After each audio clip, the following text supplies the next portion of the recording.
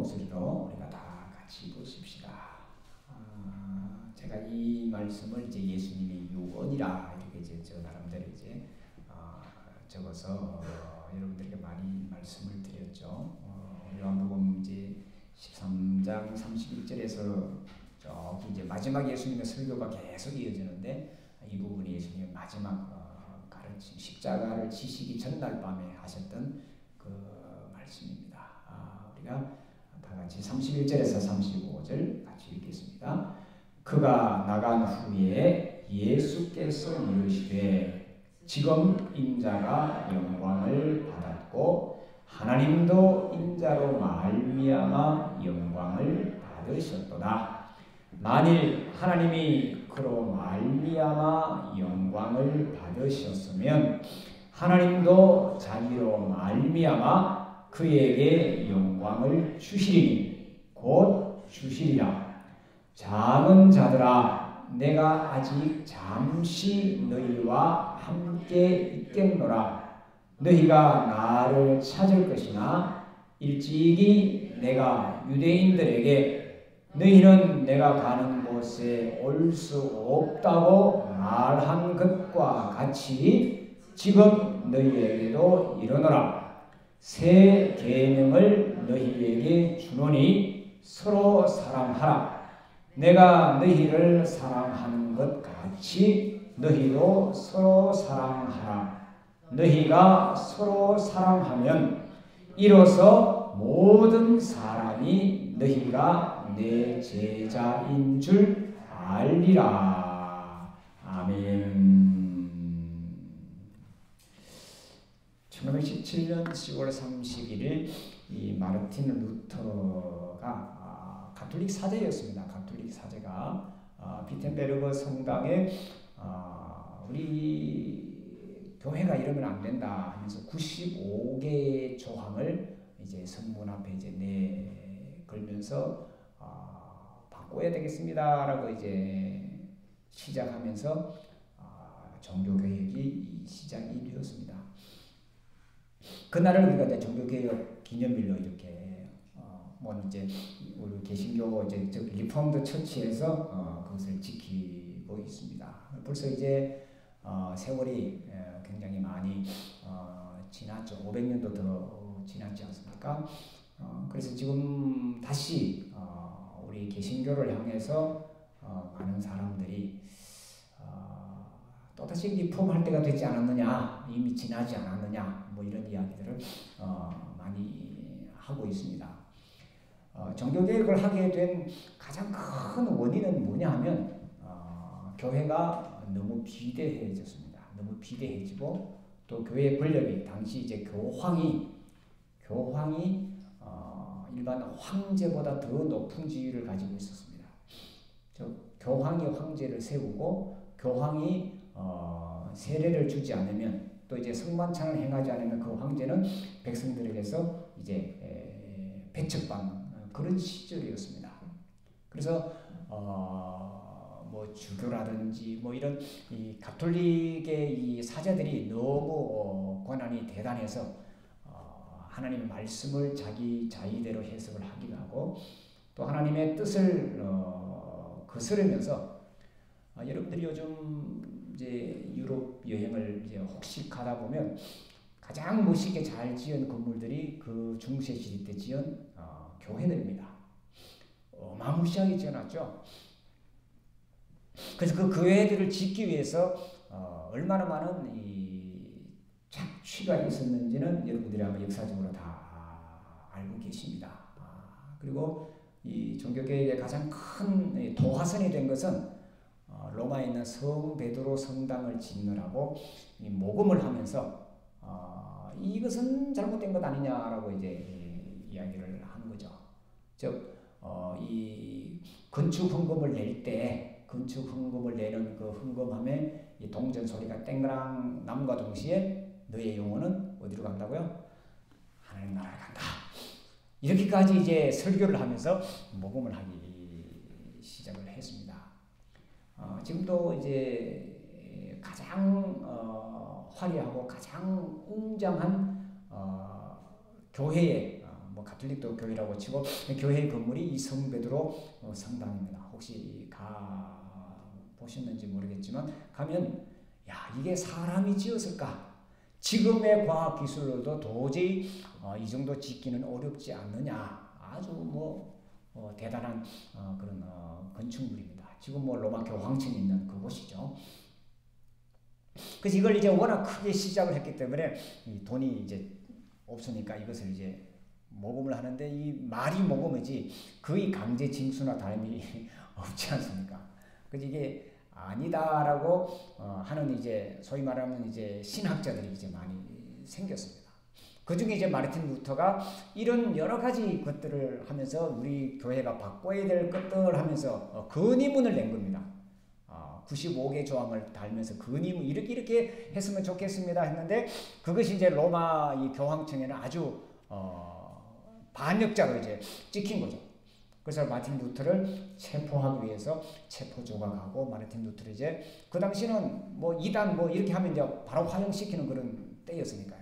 아주 그냥 교황의 권력이 아주 대단했으니까 그래서 이 마틴 루터를 성주가 보호를 하면서 교황청과 이제 멀어지죠.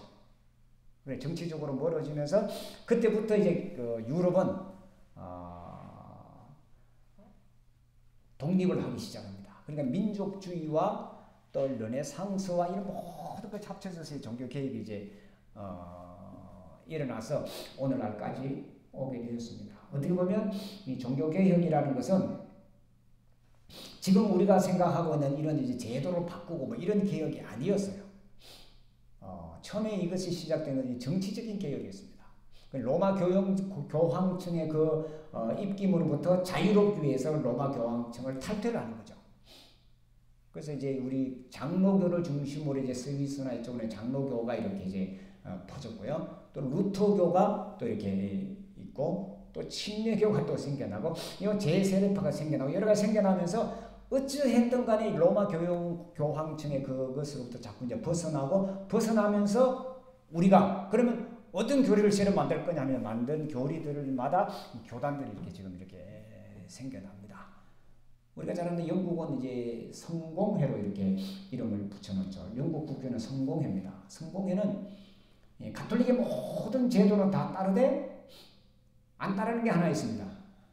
성경의 신부와 결혼을 합니다.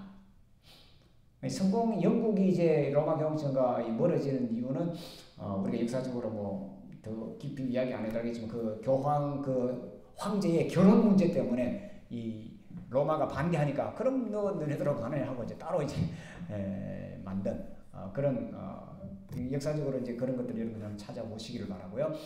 그렇게 해서 그 강압적인 그 모든 모습에서 이제 벗어나자 하고 개신교가 만들어지고 지금까지 왔는데 오늘 우리 한국 교회의 이 상황을 보면 물론 우리 교회가 한국에 들어오면서 굉장한 역할을 했죠. 독립운동을부터 시작해서 뭐 6.25 전쟁을 겪으면서 뭐 고아들, 과부들 정말 많이 또 우리 교회를 빼면 거의 그런 이제 복지나 이런 부분에서 손을 쓸 수 없을 정도로 왜냐하면 우리 이제 가장 어려웠을 때 우리나라를 가장 많이 원조해 준 나라가 미국이지 않습니까? 미국은 어디를 통해서 원조했냐면 전부 교회를 통해서 원조했습니다. 그래서 교회에 와야 밀가라도 하나씩 받고 뭐라도 하나씩 받아가는 그런 시스템으로 지금 우리가 가난한 나라에 선교사를 보내서 선교사를 통해서 이렇게 하듯이 똑같은 그런 시스템으로 돌아가서 모두 다 교회를 나왔고 또 교회에서 그런 이제 아주 건전한 일들을 많이 하고 또 이 산업이 또 발달하면서 교회가 가지고 있는 그 진취적인 정신 그런 하나님이 주신 그런 아름다운 그런 근면 성실함으로 우리나라가 이만큼 확 이렇게 컸잖아요. 그러니까 우리나라가 이만큼 전무후무하게 대한민국이 된 것은 그 6.25 전쟁 가장 큰 피폐한 그 이후에 우리가 이만큼 커진 것은 가장 중요한 역할을 한 것은 우리 이 교회였다. 저는 이렇게 생각합니다. 물론 뭐 정치적으로는 박정희가 어떻고 이승만이 어떻고 많이 떠들지만 그것은 다 제가 볼 때는 아니고 우리 교회를 통한 그 정신적인 무장 하면 된다, 할 수 있다, 구하라, 그럼 주실 것이라는 그런 강한 그런 믿음으로 이것이 왕성하게 커져와서 오늘날까지 왔습니다. 자, 이제 교회가 이런 큰 역할을 해내서 왔는데 지금 우리 교회가 과거 이제 중세 시대 때 그 로마 카톨릭과 같은 그런 모습으로 점점 변하는 건 아닌가라는 그런 이제 염려를 많은 사람들이 하고 있죠. 그래서 교회가 하나의 기업이 되어버리는 그런 면도 없지 않아 참 많이 있습니다. 얼마 전도 우리나라에서 제일 큰 교회가 이제 순복음교회잖아요. 순복음교회가 또 이제 자녀들, 물론 그 조영교 목사님도 돌아가시고 김성애 사모도 돌아가시고 다 돌아가셨는데 그 유산 때문에 또 이제 막 법정 다툼하고 이런 게 또 이제 가시게 또 났더라고요.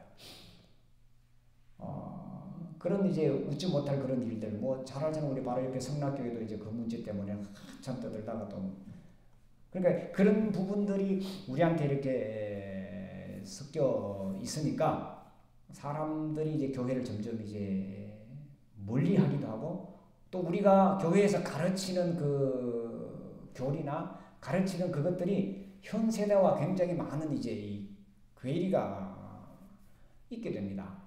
그래서 아니 예수님은 이렇게 말씀하셨는데 왜 예수님의 말은 예수님 말씀대로 하면서 왜 따라하지 않느냐, 실천하지 않느냐 이 부분에 이 굉장한 그 반감을 가지고 젊은 친구들이 굉장히 이제 많이 떠나가고 또 욕을 하는 그런 일들이 있습니다. 오늘이 아마 이태원 참사 일주일인가요? 어젠가요? 오늘 맞죠? 작년 10월 29일 날 할로윈데이 축제하느라고 많은 사람들이 이렇게 죽었는데 젊은이들이 죽었는데 여기에 대해서 우리 교회가 한마디도 그런 이제 공식적으로 물론 비공식적으로 찾아가고 위라고 이런 것들도 많이 있지만 나타내지 않고 있다라는 거죠. 왜냐하면 그 할로윈 데이가 이 귀신들을 위한 축제잖아요. 그래서 우리 교리와 맞지 않다. 이래서 이제 공식적인 그런 예를 들면 총회장이나 누가 거기에 대한 발언을 이제 감히 이제 못하는 거죠. 그리고 우리 이제 좀 이제 이 보수적인 신화를 갖고 있는 사람들도 왜 거기 가서 죽었냐 뭐 이런 식의 이제 비난을 하는 그런 목소리가 굉장히 많이 있고 지금 현 정부도 그것은 정부 책임이 아니라 그 몰려간 사람의 책임이다라고 지금까지 그렇게 해서 이제 아직도 이제 갈등이 있죠. 그럼 예수님이라면 어떻게 했을까라는 이제 우리 이제 고민을 이제 늘 해봐야 된다는 거죠. 우리가 지금 현상으로 일어나는 여러 가지 것들 그 가운데 우리가 지금까지 가지고 왔던 어떤 전통적인 어떤 보수적인 교리적인 그런 잣대로 그것을 바라볼 것이 아니라 종교개혁은 뭐냐? 다시 예수가 뭐라고 말씀하셨지? 라고 이제 돌아가 보는 거죠. 그걸 찾는 게 리폼이잖아요. 새로 만들어가는 겁니다. 우리는 예수의 말씀으로 세워진 교회고 세워진 단체고 세워진 사람이고 예수를 따라가겠다고 여기까지 온 사람들이잖아요. 그리고 예수에게 길이 있고 예수에게 생명이 있고 예수가 우리의 영원한 구원자라는 것을 우리가 말로 고백하고 늘 찬송하고 늘 말씀을 들으면서도 우리의 삶에서는 나와 조금만 다르면 그냥 배척하고 버려버리고 뭐 이런 모습을 우리한테 참 많다라는 거죠. 지금도 이제 우크라이나 전쟁이 아직까지 이어지고 있고 지금 예루살렘 팔레스틴 지역에 지금도 이제 많은 전쟁이 이제 싸움이 이제 계속되고 있는데 이 모든 문제도 이제 근원적으로 들어가면 전부 하나님의 이름으로 싸우는 거죠. 마지막에는 하나님의 이름입니다. 참 우리에게도 그런 이제 마음과 그런 것들이 이제 속에 들어 있기에 그러면 다른 주일도 그렇지만 오늘은 이 종교 개혁을 우리가 기념한다고 하는 이 주일에 그러면 어떤 것으로 어떤 모습으로 우리가 다시 회복을 해야 될까? 그 고민이 이제 우리에게 있는 거죠. 근데 그래서 뭐 특별한 어떤 새로운 것들을 만들어내거나 어떤 새로운 교리나 어떤 새로운 어떤 주장이나 이것이 아니라 다시 예수의 말씀으로 돌아가는 거죠. 우리가 지난 몇 개월 동안 예수님의 산상수훈을 계속 이제 공부를 했고요. 그 예수님께서 이렇게 말씀하셨습니다만 보면 되는데 우리 예수님이 이렇게 말씀하셨습니다가 아니라 예수님 말씀하신 걸 내가 이제 해석을 하는 거죠.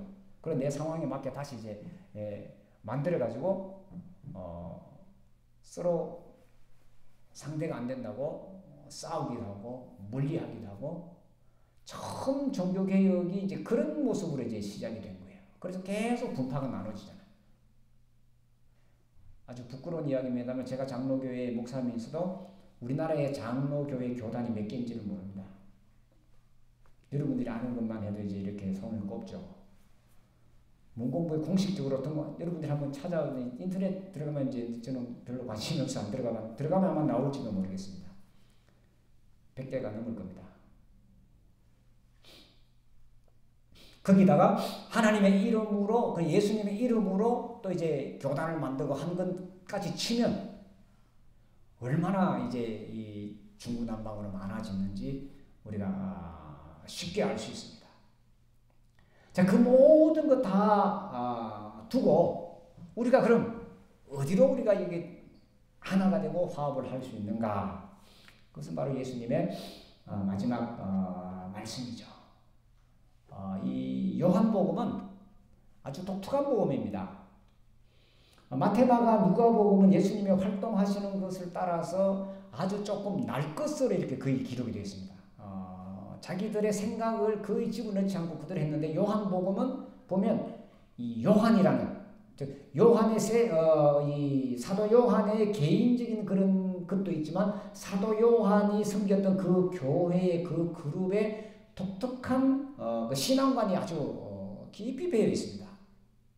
그리고 요한복음은 복음서 중에 가장 마지막에 기록된 것이고 적어도 한 100년에서 120년경에 기록이 되었다라고 이제 학자들은 이야기를 하니까 예수님이 돌아가시고 난 뒤에 한 7, 80년 그 훌쩍 뒤에 또 검증해서 마지막으로 이렇게 집대성해서 우리에게 내놓은 말씀이 요한복음입니다. 그래서 이 성경 중에 한 성경만 택해라 그러면 저는 이제 요한복음을 택할 겁니다. 물론 마태마가 누가도 굉장히 중요한 성경이지만 요한복음만 있으면 예수님의 모든 것들이 거기 다 기록이 되어 있습니다. 그래서 이 요한은 예수님의 가장 가까운 제자였고요. 또 가장 제자들 중에 오래 살았던 제자입니다.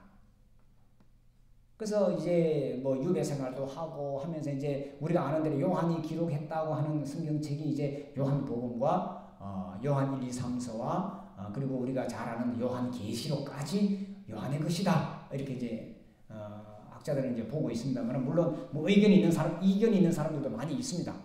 적어도 요한이 가장 마지막에 예수님이 누구신가를 그가 80, 90 넘어서까지 고민하면서 기록한 것이 요한복음이라는 거죠. 물론 본인이 직접 기록한 것은 아닙니다. 왜냐하면 요한은 글을 모르는 예수님의 제자들 중에 글을 아는 사람은 겨우 세리 마태 정도입니다. 이해가 되시죠? 그래서 무식쟁이라고 맨 미단을 받고 그렇게 특히 헬라어를 알 수가 없죠. 이 사람들이.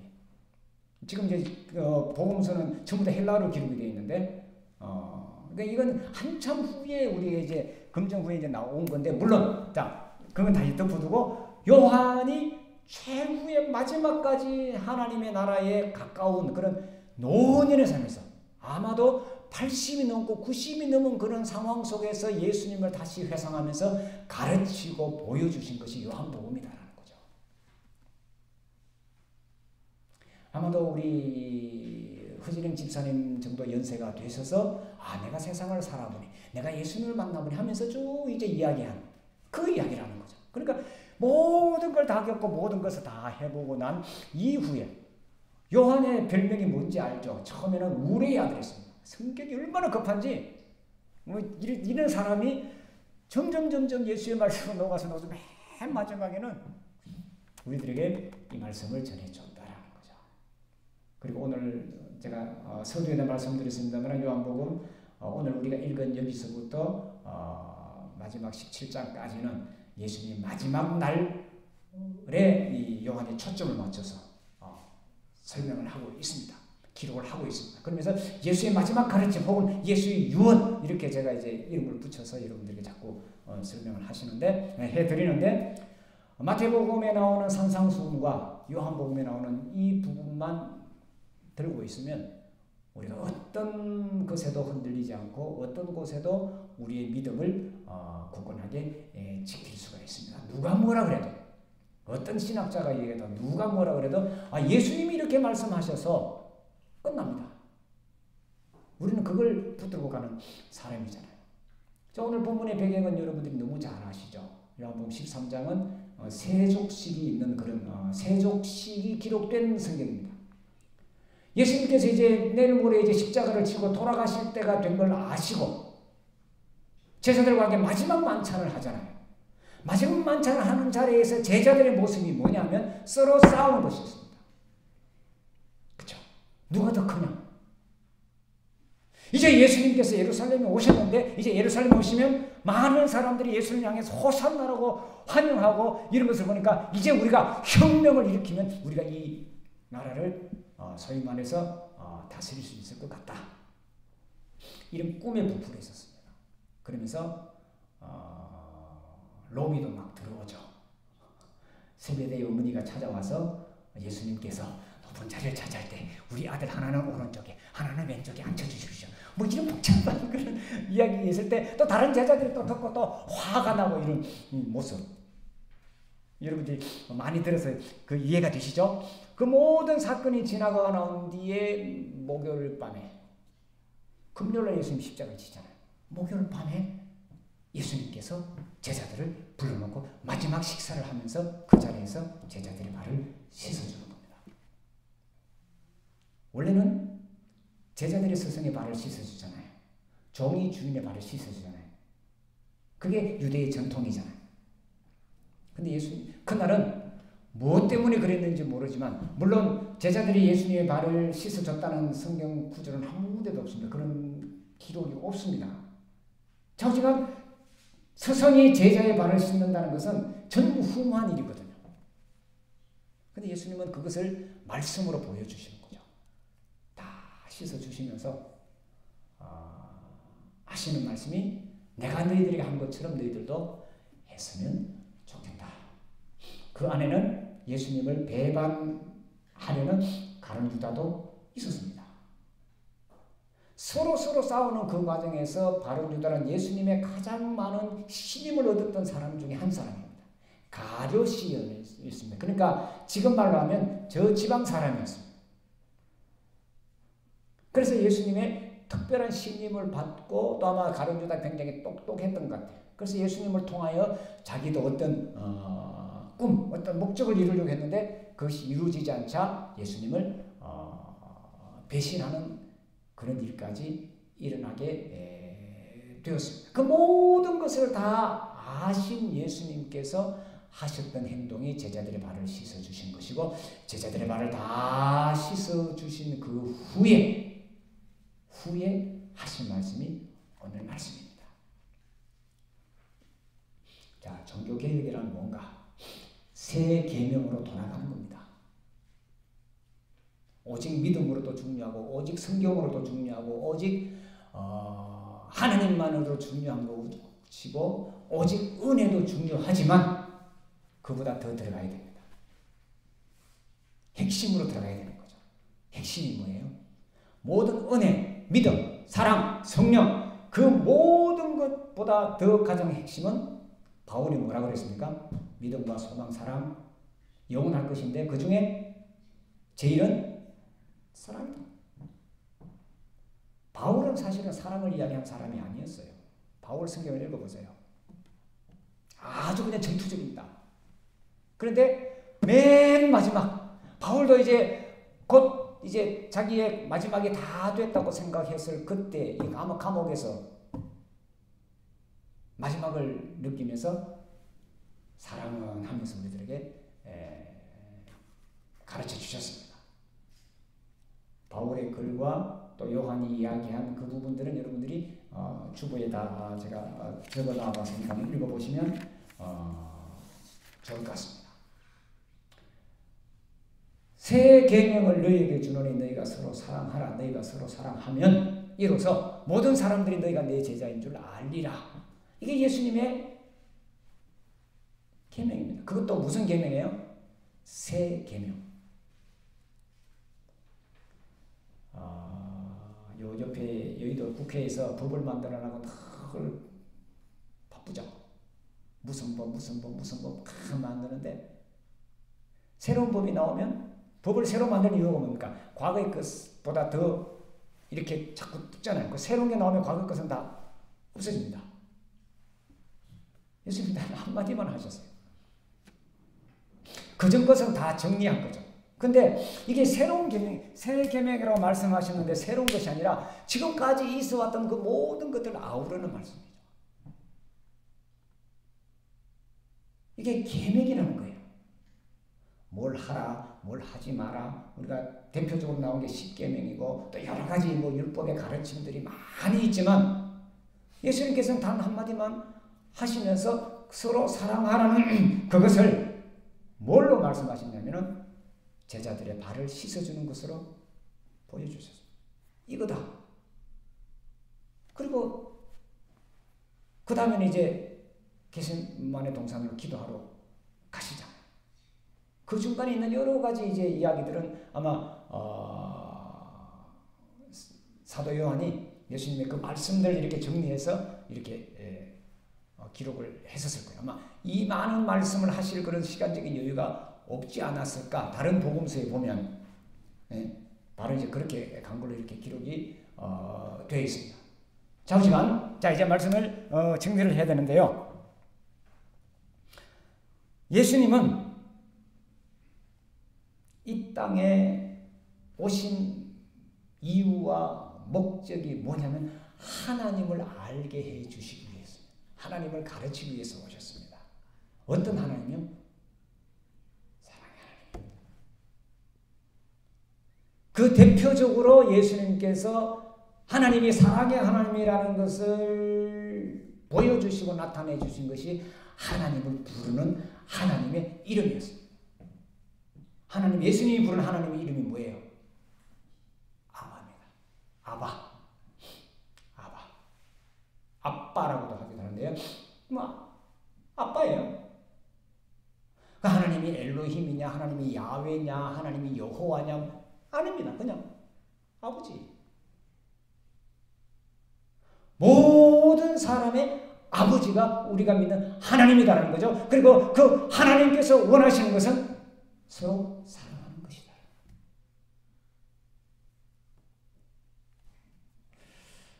예수님께서 십자가 겟세마네 동산에서 기도하시고 난 이후에 이제 대제사장들과 그 사람들이 보낸 그 군사라고 하기도 하고 그 사람들이 찾아와서 예수님을 체포하려고 하잖아요. 예수님을 체포할 때 베드로가 칼을 꺼내서 대제사장의 종 말고의 귀를 치고 막 반항을 하죠.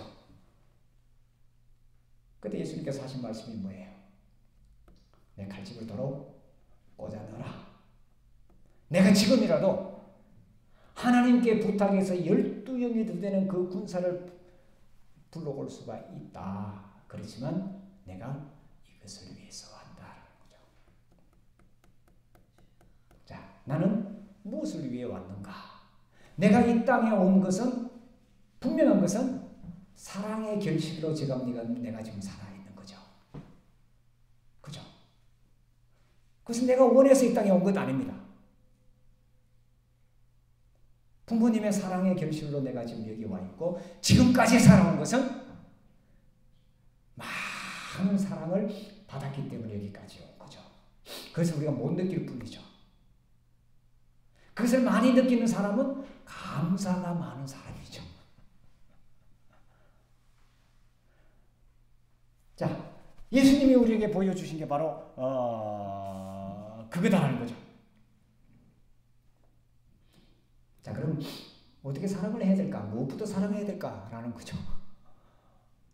우선은 가장 사랑해야 될 것이 뭐냐면 자기 자신을 사랑하는 겁니다. 내 자신 있는 모습 그대로. 그 사람은 행복한 사람입니다.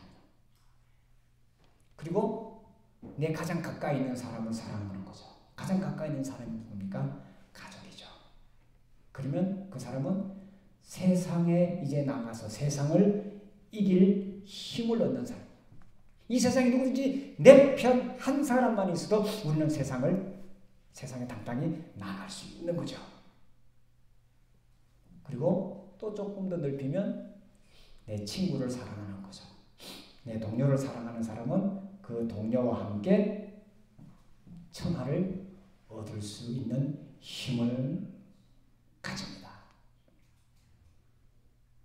예수님은 여기서 한 걸음 더 나아가라고 하시죠. 네 원수까지도 사랑했으면 좋겠다. 이 원수라는 것이 너를 미워하는 사람, 너를 싫어하는 사람도 사랑하라 이 말이죠. 그러면 우리는 예수님의 마음을 가진 자가 되죠. 이걸 예수님이 보여주시러 이 땅에 오셨다라는 것을 우리가 기억하면서 오늘 종교개혁 기념주일에 예수님이 우리들에게 예수님이 이 땅에 오셔서 하셨던 가장 중요하고 가장 핵심적인 말씀이 뭘까라고 할 때 이 말씀을 번뜩 떠올렸으면 참 좋겠습니다. 내가 예수 믿는 사람이라는 것을 나타내는 것이 바로 서로 사랑하라는 이 세 계명임을 기억하면서 내가 거기로 돌아가고 우리 가정이 거기로 돌아가고 더 나아가서 우리 모든 예수 믿는 사람들이 이 첫 사랑을 첫 마음을 회복한다면 아마 우리 교회가 또다시 많은 사람들로부터 인정받고 또 많은 사람들로부터 칭찬 얻는 우리 교회가 되지 않을까 생각을 합니다. 이 맨 가운데에 저와 여러분이 있었으면 좋겠습니다. 기도하겠습니다. 주님, 종교개혁 기념주의를 맞이해서 저희들이 예수님의 가장 마지막 말씀인 새로운 계명, 새로운 부탁, 유언의 말씀을 생각을 했습니다. 그 말씀으로 여기까지 살아왔고 앞으로도 살아갈 것입니다. 주님, 다시 한 번 더 우리의 그 첫 예수님을 만났던 그 감격과 사랑과 기쁨과 그 행복의 순간을 회복하게 하시고 이 아름다운 마음들을 우리 가정에서 우리 이웃에게 사랑하는 모든 사람들이 나타내게 하시고 더 나아가서 나를 반대하는 사람에게조차도 주의 사랑을 나타내는 축복된 삶을 살게 하옵소서. 예수님의 이름으로 기도하옵나이다. 아멘.